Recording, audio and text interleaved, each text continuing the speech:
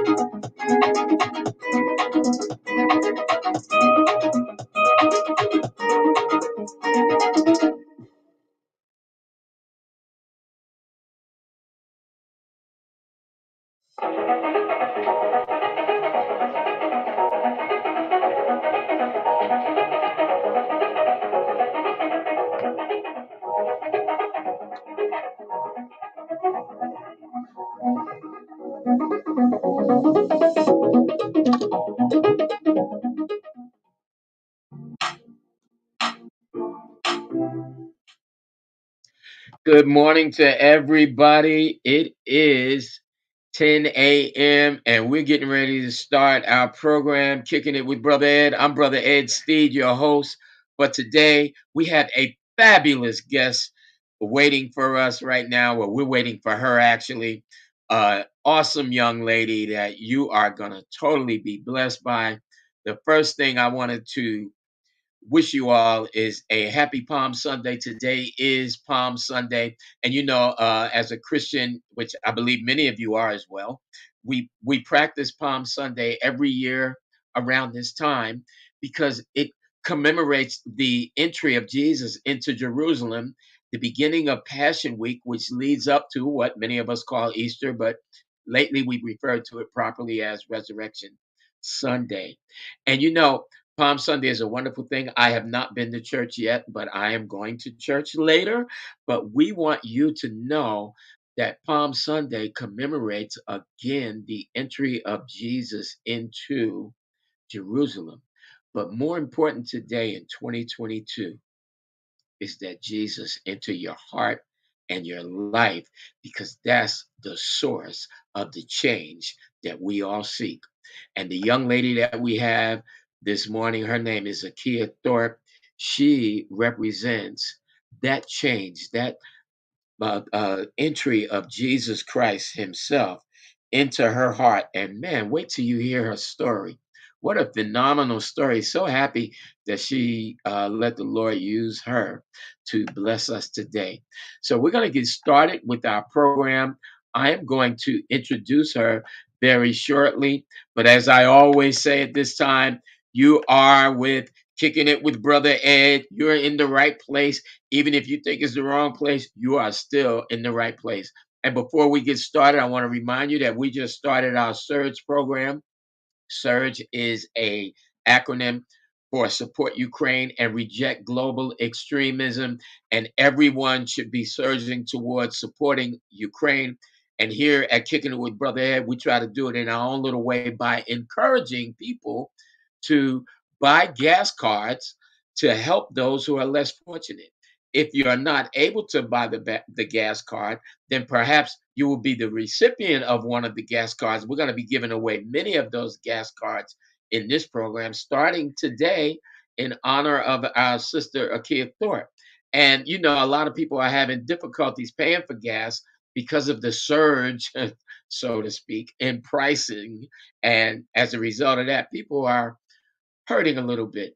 But at KWBE, we want to encourage those of you who are able to purchase gas cards, whether it be $10, $20, $25, whatever the Lord leads you to do, and give it to someone who's less fortunate, who needs a little help in purchasing gasoline for their automobile so they could get to work, do their chores, or whatever the case may be. Please join us in this campaign. You don't have to send us anything. You do not have to even write us or anything. You don't have to donate anything to us. Just be encouraged to do something for someone less fortunate. And if you or someone you give this gas card to is not in need of it, encourage them instead of taking it back to give it to someone else who does need it. So that is our search campaign. We encourage you on this Palm Sunday to let the Lord use you to give that to someone else. So, as I said earlier, this is KWBE Kicking It with Brother Ed. We are about to get started here. I want to start out by introducing my guest, Akia Thorpe. And man, like I said earlier, she's going to be a blessing for all of us. I'm trying to mess around with this technology a little bit, but we're going to get that together. Any case, I want to tell you about Akia Thorpe. She hails from the wonderful, beautiful town. I hope you've been there. I have. It's a lovely town. Plainsboro, New Jersey. She received her bachelor's degree in journalism and media studies from my alma mater, Rutgers University. And she currently works for Florentine Films as a producer, and she was the production coordinator for this recent phenomenal series entitled Muhammad Ali, because it was all about Muhammad Ali. And man, what a great series that was. I watched it several times. I uh, I admit, and a phenomenal series. And she's doing some other things now that she's going to share with us. But I want you to know that this was done, this program, Muhammad Ali, by Ken Burns, who is the premier documentarian in the United States of America. But listen, that's enough for me. I want to get Akia in here. We're going to talk to her about everything that she's got going and some of the things the Lord has done for her. So let's give a round of applause to Akia Thorpe. Hello. Good morning, Akia. Good How are you? morning. Okay, the kids got to get their cheering in, okay? Well, thank you, Ed, for the lovely introduction, and happy Palm Sunday, everyone. Thank you. Happy Palm Sunday to you. God bless you. So we want to ask you a couple of questions. So just relax and enjoy. And first, as I've told you many times, we are so incredibly proud of you. And you know, my wife and I know your parents are proud of you. And the people who are viewing this program either now or later on by video are going to be equally, if not more, proud of you. So we want to start out. Why don't you tell us a little bit about yourself? You know, where you come from, how you got into this field, that kind of thing. So you go Sure. right ahead. uh, well, as you said, I'm from Plainsboro, New Jersey, which is a beautiful town, but many who It come from is. there would say nothing happens in Plainsboro. And they're not wrong. Nothing. But I think that was the most important part of my upbringing and was the entire purpose of my parents who were born in New York, raised in New York. It was their entire purpose for moving to New Jersey. They wanted to Plainsboro specifically. They wanted their kids, me and my two brothers, my older brothers, to have the best possible chance we could to do the best we can in this life. And Excellent. I have to say, they gave us a wonderful setup. Awesome. Plainsboro, I mean, wonderful education system. I went to all blue ribbon schools, and that was my setup for I think the success that I feel I have today. Uh, Oh, you I definitely have it. Thank you. I originally, I'll tell you, I originally planned to be a writer. Growing up, I used to write books for my mom to read, like when she would go on the train on her way to work. Is Um, that right? yes, it is. Wow. And by the time I got into high school, I joined the newspaper team, and that was wonderful. And then going into college, I already knew my freshman year, of course, I wanted to major in journalism and media studies. Sure. I will tell you, Rutgers is the only school that I applied to. I wanted to go to Rutgers, and I went to Rutgers. uh, Wow. and and the program ended up being absolutely perfect for me. It gave me all the experiences I could have asked for. It fulfilled everything that I wanted growing up. So it was like a dream for me. Um, I That is so how In terms of getting into film, I was still writing for various websites, newspapers, all throughout college. My junior year, I had to take a documentary course that was instructed by Professor Khadija White. Shout out to Khadija. and and in that class, we had to make our own short documentary, and I fell in love with it. Which I did not expect. I've again always been into writing, and I never had an issue with the video side of journalism. I also did consider being an anchor at one point and made little strides to go towards that before I realized it's not what made me happy. And but in taking that documentary course, I found a side of journalism that I hadn't been introduced to, and I flourished. And I ended up getting what was called a Skimmy Award from the journalism unit, which was what just is for that? it's called a Skimmy Award. and Give me I one. can't S tell K you I exactly. Yes, because and of the then school. Y. Yes, What is that?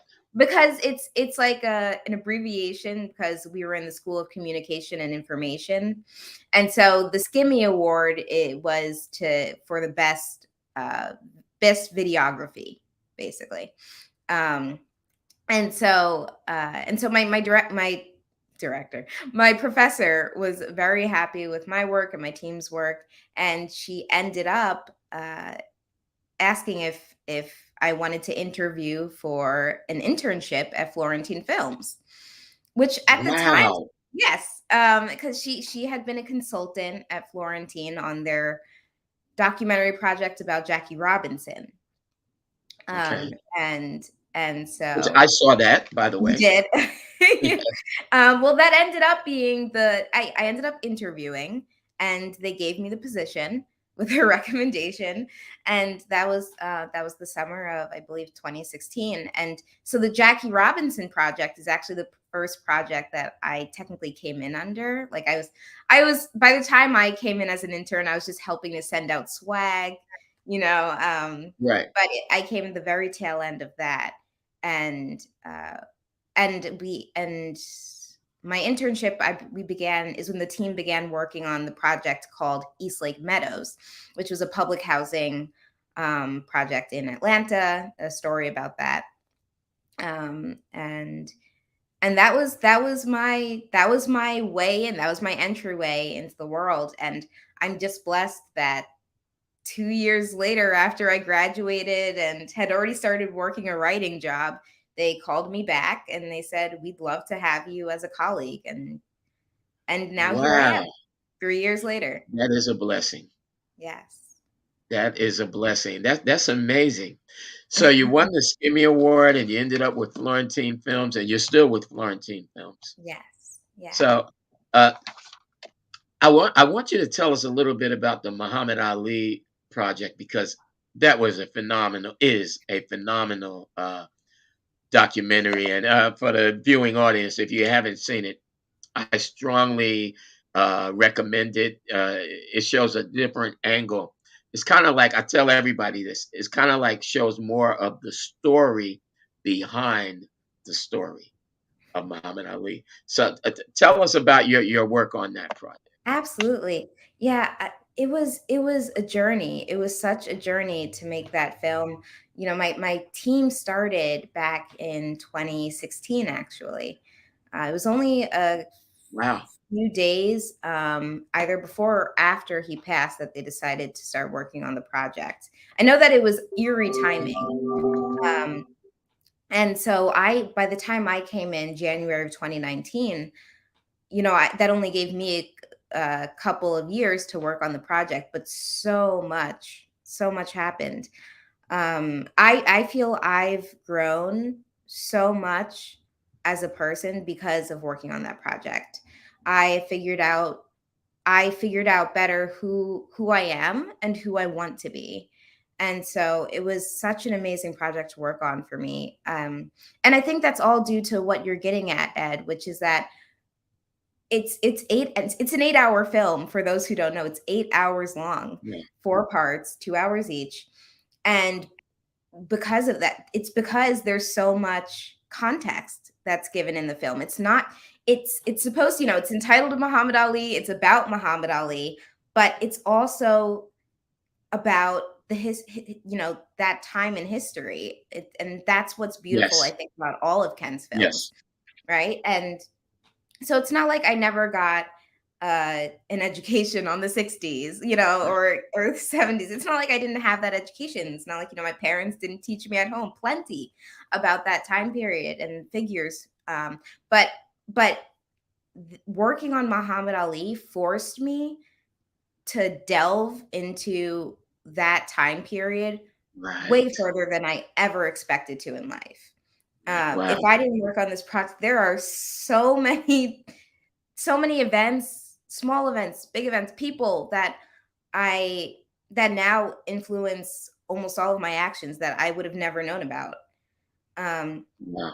and I think that's so important, and that's something that's one of my greatest reasons for pushing people to watch the film. That I love Muhammad Ali and everything he stands for. Um, Same. but I think more importantly, I wish that people would have the same. I know I did more research than can be displayed in the film, Of but course. Yeah. but I would hope that people could take away a lot more of a historical context than they have previously gotten. I think I that's the bear most. witness. Yes. That totally was my experience because if you had asked me before December when the documentary came out, if you had asked me, well, what do you know about Muhammad Ali? I would have mistakenly used the word everything. Like I know everything about Muhammad Ali. What's it is, because I watch. I think you and I talked during which I informed you that I love watching documentaries. My wife even gave me a documentary set by Ken Burns on the on Abraham Lincoln, and I enjoyed it. I watched it on my birthday. That was my birthday gift. So I watched a lot of documentaries, and I thought I would have I knew everything there was to know about Muhammad Ali. But man, this series that you were the production coordinator for, that was like you guys knocked it out the park. You know, Thank you. I I'm learned glad to so hear much. that. My Yeah, dad says the same thing. He said, my wow, dad is a person who says he does not like praise anyone except for God. And he doesn't praise Muhammad Ali, but Amen. he always says, he's one of the only people on this earth he would have considered his hero. Wow. And even he said, and he's watched the series multiple times, and he said, I did not know all of that. And so that makes me happy to hear that from someone else too. Coming from two old dogs, right? No, stop. That is awesome. Also, I want to ask you about very interesting how you got into the film industry, and I'm going to get to the next question, but something came to my mind while I'm listening to you. Several programs ago, we had Trudy Moore, who was a writer and editor for Jet Magazine. Did your parents tell you about Jet Magazine? Oh, yes, they did. Okay. I want you guys, I want to see you and Trudy come together on this program. I would love to interview you both at the same time. And we'll make I it would an hour program. Yeah. Yeah. I'm certain she will also. And she's probably watching us right now. So, Trudy, make a note on your calendar, all right? We want to do that in the next several months. But I'm making you're a mental note. younger person, Mhm, Akia, quite young. So the question has to be asked. mhm. What do you attribute and how did you even pull it off? Being a younger person in this industry during this period in time and kept yourself grounded. Mm, that is a great question. Um, First, not not just because it is Palm Sunday, which is great, but It is. first praise is always due to God. I Amen. I am a full proponent that what's I believe the greatest takeaway from my Christian walk every day is the purpose that it gives me. Wow. That's what's most beneficial and what makes me happiest. It's knowing that it's constantly running into these situations in life, typically obstacles, and having faith that I wouldn't be given anything that I can't handle. And that's what gives That's me the the word. confidence that I have. It's Wow. because it's true. I Yeah. have handled many a things I did not think I could. But I thought, you know what? I'm gonna take this leap. I'm taking the leap of faith. This is it. And I've come so far because of that. And I don't think I definitely I know I wouldn't be where I am without that. Amen. And so that's first. That's an everyday like I know I have a purpose here and I am constantly seeking, even if some days I don't know exactly what that purpose is. Everyone Amen. loses their purpose a little sometimes. you Right, know right. I've read a million and one biographies of great people, and nobody has always known exactly what they were doing. That's Right. what I've taken away. Amen. And so that's but knowing that there's something that I should be doing. That helps me every single day. So I give praise to God for that. That is Um, so awesome for such a young person. Go ahead. I'm sorry. thank you. Also, at my relationships, I must say, I have a very close relationship with my parents, and that Beautiful. means the world to me. I now live in Brooklyn. I was living in New Jersey for years and making the commute into my office, and I decided to finally make the leap a couple years ago to come here. But I still go back and visit them in Jersey as often as possible. They know we have like a once a month ritual, um, What do you and do? we typically, we are a restaurant family. Oh, We yeah. have to do something. We have to do it big. You know, we won't just sit. We can sit around. We can sit. But we'll talk for hours on end. Just listen to music sometimes. Watch good old movies. I love black and white movies. Me Um, too. thank You're you. such They're a young so person to good. be liking this stuff. Well, So I you say like that 2 p.m. I have an old soul. I'd say. Yeah, Um, okay. but it's really, I just love to do that. But yeah, my family is one to, we love to vacation, we love to eat out. We'll spend however much we can on a meal, we'll spend it. All um right. we love to have fun, but mostly we love to talk with one another. And that's it, whether it's something difficult, controversial, easy. It doesn't matter. We talk about Whatever. everything, and I think that's the most important part of uh, of our relationship, that we're honest, and that we do that, and that helps me to, and just having insight from people who've been on this earth. I mean, my parents have been on this earth many decades. I will not reveal their ages, but Right. I will say that it has been a long time. And so they have much wisdom that I know that I can Yes. learn from. And every day, I swear they seem smarter and smarter to me. So I definitely attribute a lot of my staying grounded to them and to my friends. That Yeah. is awesome. Yeah. Absolutely awesome. And this is a great example for others. I want to change gears just tweak it a little bit Hmm. because the audience may not know, but I know because I served with you on the Metuchen-Edison branch of the NAACP. But you, again, very impressive for such a young person, are the vice president. So, how did you get into that? Oh goodness, what a coincidence. Um, I let's see. One of my friends, decided to plan a protest. This was during the time of, the protests of 2020, George Floyd, and many more, unfortunately. Right. Um, and so she decided to plan a protest, and she wanted me to speak. She's not black or of African descent. She's actually Indian, but Very so good. she wanted me to speak.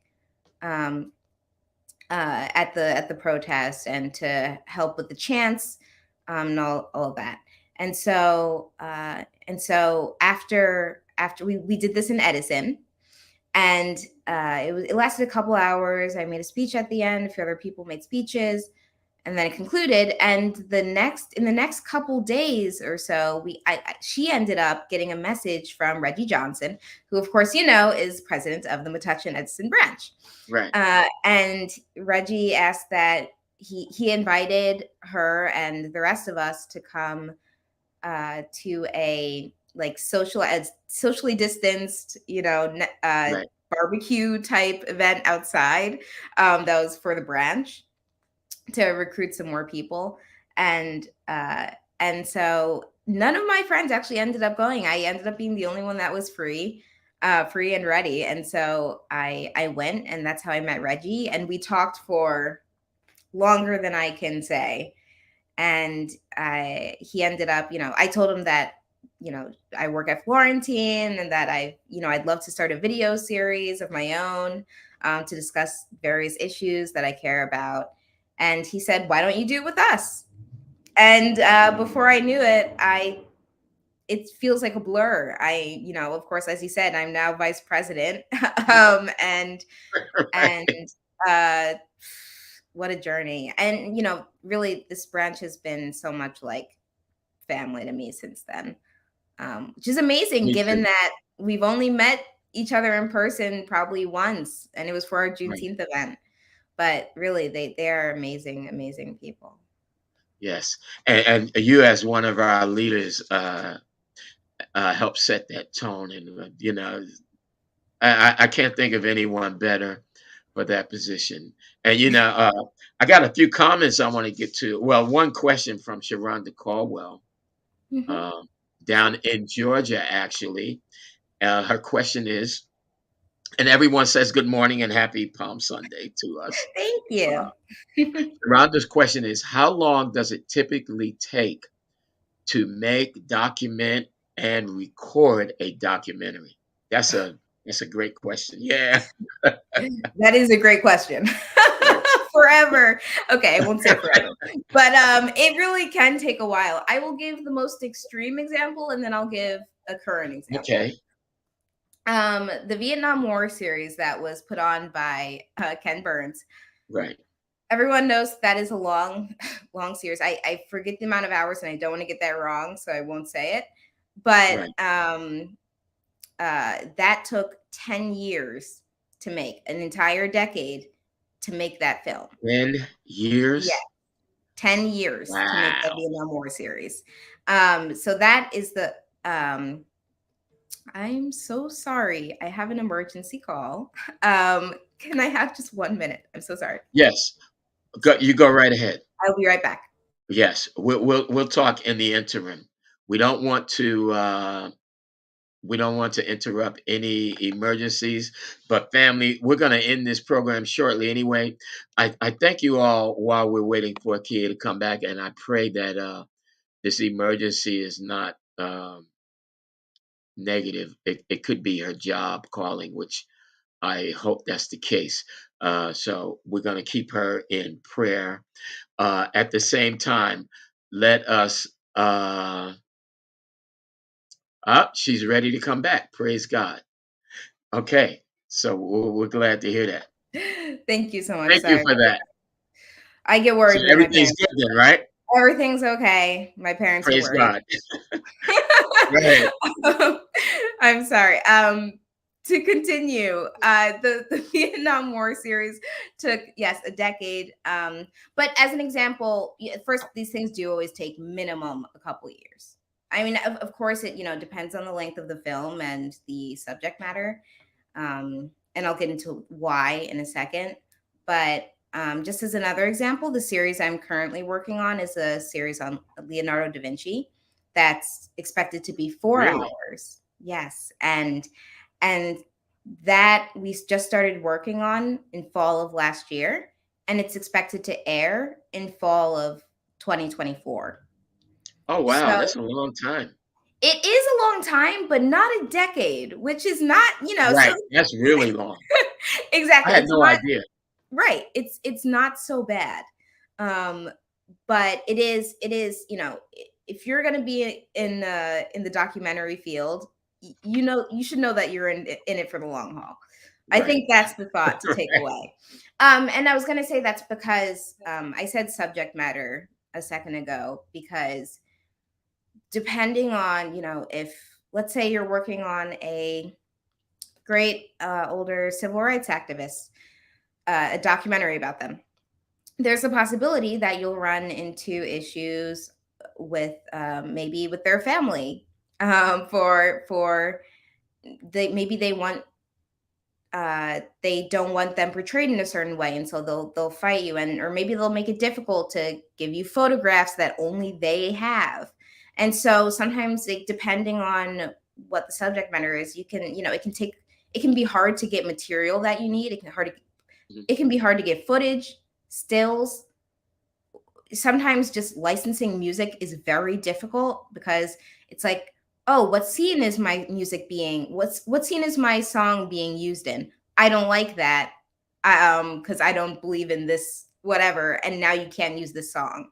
And Wow. so there are a lot of little things that most people don't think about that go into documentary and just filmmaking period, that makes makes it last longer and makes it difficult. It's very Right. tedious. Wow. Yeah, because we're like sitting in our chair with the remote, and we're not thinking about all the things that go on behind the scenes. Mhm. Thank you Yeah. for sharing that. We man, I say this every time to every guest. You will be no exception. You have to come back. We want to complete this conversation. Not complete, continue, because it's ongoing. This is a Absolutely. journey you've embarked upon. But finally, we only have like 30 seconds left. Give us something that you can share with young people or even older people who aspire to enter your field. Something, some advice or something like I think that it should be remembered that journalism is a endless field of possibilities. Every field is not like that. There, when you enter, if you go into make documentary filmmaking, you can, even within that, there are so many roles you can play. You can be a producer, archivist, editor, director. There's so many options that you have. And then when you expand out of that, just because you're a documentary filmmaker or producer in any way does not mean you have to be restricted to that. You can write, you are still a journalist. You right. are always a journalist, no matter what position you fulfill. And I think that's important to remember, because it is one of the least restricting fields to me.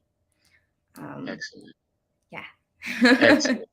Man, Akia, what an incredible story. Thank you so much for coming on to Thank KWBE and sharing it with us. And she, as one of the guests, one of the viewers said in the chat box, by the way, that you're so humble.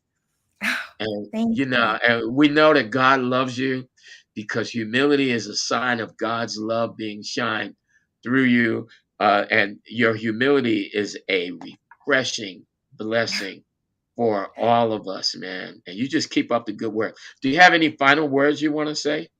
And well, first, I appreciate that so much. And just getting to this point where someone wants to interview me still feels so strange. But but I just want to say that I am so blessed and that I appreciate you, Ed, for inviting me and everyone for coming to watch me speak. Um, and I'm so excited to share Leonardo da Vinci in a couple of years, 2024, when it comes out. But Well, we're until gonna then, be glued to it, yes, I will and we're definitely gonna be watch back. Muhammad Ali, right? Yes, Muhammad Ali Excellent. too. Well, But our I will music's definitely. coming on. Go ahead. I'll let you. I want you to finish. Oh no, I was just saying I will be back and ready to collaborate and all that. So thank you again. Excellent. God bless you. God loves you, and we do too. Oh, God bless everyone. Thank And you. thank you, everyone, for coming and joining us. We love you. All the best. Happy Palm Sunday, and be safe.